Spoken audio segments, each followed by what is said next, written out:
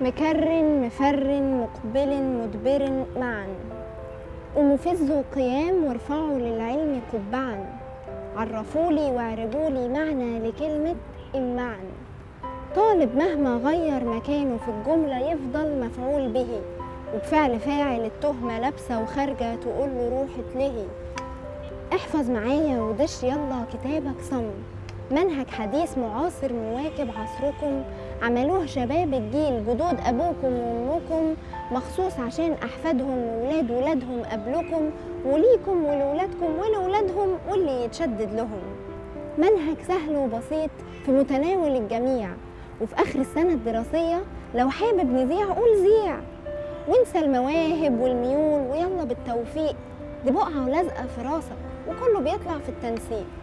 وعشان ما تطلعوا من دي الحصة وتفرحوا بمعلوماتكم وعلى كل العالم تتأنزحوا، شوفوا ازاي التضاد بخيره لسه بيظهر المعنى ويوضحه. كل ما هتعلى أكتر يا فالح بالمجموع، هتقل فرصة اختيارك من أي نوع، هو يا طب يا هندسة والباقي ممنوع. والله فكرة وتنفع لامتحان التعبير موضوع. اكتب برقية لا يقل طولها عن أسبوع، فيها الشكر مجاب وعنها العتاب مرفوع، من مهندس دكتور صيدلي قرب يموت من الجوع.